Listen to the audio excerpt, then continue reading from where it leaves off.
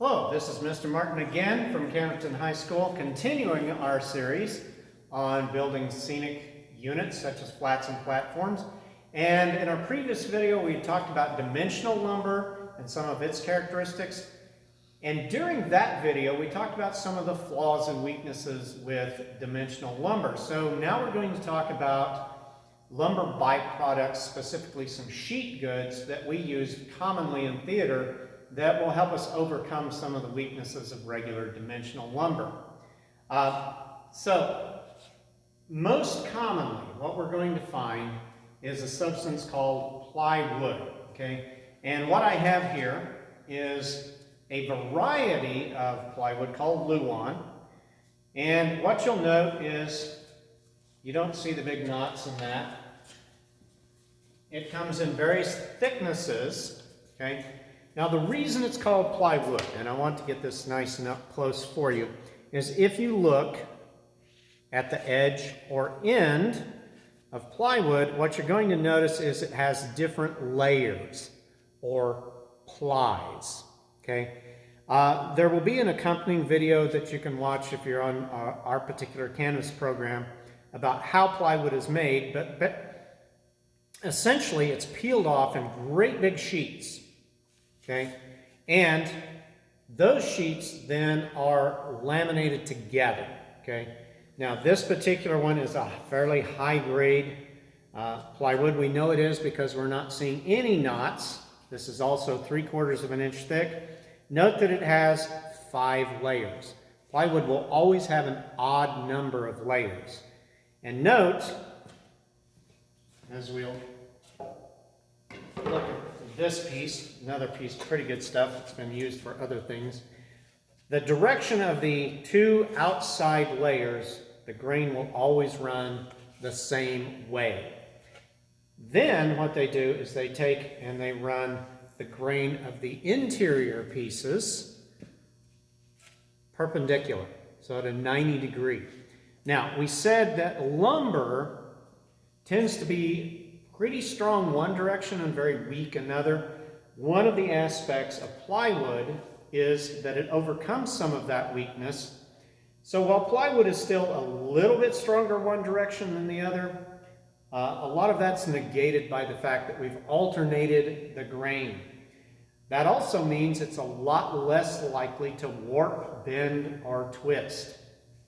And then here's an interesting thing. I don't know if you can see this very well, but you'll note there's just a tiny little void in there, okay? What that is that particular layer of the plywood, that was a little knot, okay? So what we do is by putting these thin layers together, we don't have any knots that go all the way through the material. Unlike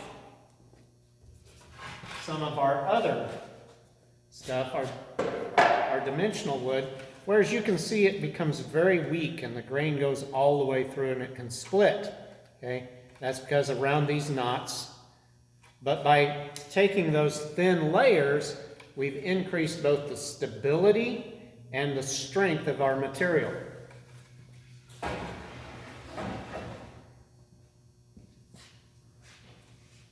I'll show you a rougher grade. Okay, now here, and plywood is a lot like your grades in school, okay? An A grade, which is actually not called A grade, it's called furniture grade, would be very similar, although that wasn't A grade, but the entire sheet would have no visible knots. You can put a stain on it or something, it looks great. We don't use that in theater because it's very expensive, and we're going to paint it anyway. So we tend to buy the cheaper grades because they're just as strong and not so expensive. This, though, is more of the quality of what we call C. Okay? So a B grade, the better face, will have a little football shape because they've taken out the knot and they've filled it in with a nice smooth. So you can take B grade, you can paint it, and it looks nice and smooth, like there's no flaw to it whatsoever. C grade, or CDX, C grade you can still see the knots, but they're kind of small, like that and stuff. This is more of a D grade. And just like in school, the D grade is the lowest you can get, and it's still okay. Well, not that a D is okay, but it's the lowest grade that we get. If you get below the D, it's a failure. It's terrible stuff. So it's very rough, but we use this for structural stuff. But you can see. Now the good thing though, it's got these knots, which in regular lumber would be a big weak spot. In plywood, not so much, because as you can see, it only goes 1/5 of the way through. So anywhere, like there's a knot, there's a knot, there's a knot, but they're only going 1/5 of the way through the material. So it's not having a huge impact on the strength or durability. Also, it's not having a big impact on the lumber warping or bowing or twisting. So our plywood, it still can warp, but it's not going to warp a whole lot. Another important thing about grading plywood is you can get interior, exterior, or marine grade. Okay, we typically, most plywood these days is going to be an exterior grade. In other words, it could get rained on briefly, whatever, and it's going to be all right. Interior grade, it all has to do with the glues used to put it together.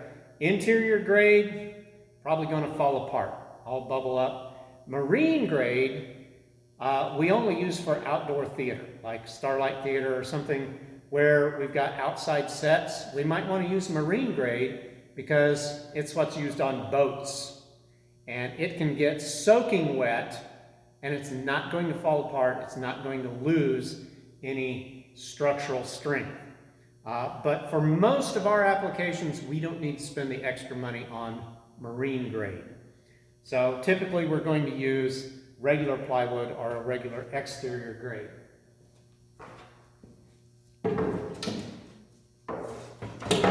Now, sometimes we want something that looks a little better, and we're going to get what we call Luan. Luan is always either an 1/8 of an inch thick, which isn't very good for us in theater because that's way too thin, or it's 1/4 of an inch thick. This is our standard Luan. The thing is, it's lightweight, so we use it a lot for covering flats or where it doesn't have to be extremely strong, but it has to look pretty good. It always has a fairly smooth.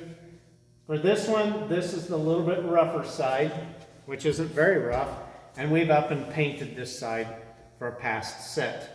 I believe this one was used for something like a roof or something.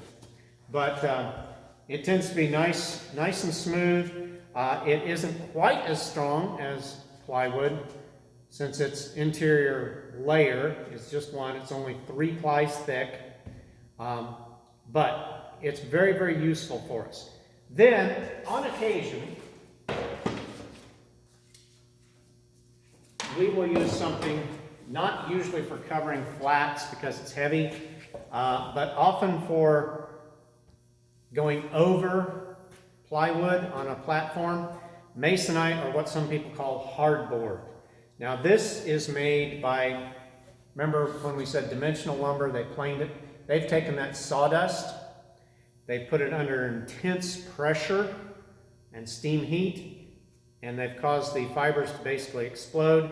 This stuff is really dense, but it's also really, really smooth. So if you want your actors to dance on this with it, like barefoot or something, when we did You're a Good Man, Charlie Brown, we covered our roof with this so that Snoopy could slide down the roof of his doghouse without getting splinters in his butt. So it has some good uses. The problem is structurally, you see, it's not all that strong, and it's really dense and hard to cut. This stuff will dull your blades. But it breaks pretty easily. So, and you can see when it breaks, it looks a little bit paperish or cardboard. It's kind of like super compressed cardboard. But it cuts without making splinters, which is one of our big disadvantages with plywood. Okay, Plywood, because it's made from these thin layers, when we cut it with a saw, tends to make a lot more splinters. And that's something that when you're handling it, or especially if it's on a set around your actors and your costumes, you don't want stuff with lots of splinters around. So we may cover it with masonite. So that's one of the disadvantages of plywood. So sheet goods play a big role for us, whether it's going to be for structural standing on stuff, thick plywood like this, or if it's going to be thin material like our pieces of Luan here, or just things used for simple attaching. Plywood has a wide variety of uses for us, and you'll get to see some of it applied. So remember, plywood is plies of thin wood put together to give us some advantages over the dimensional lumber that we talked about. So we'll be moving on in a later series and putting together some of these materials with certain fasteners, and we'll talk about how to cut it and fasten it. But for now, that concludes this video. Thank you.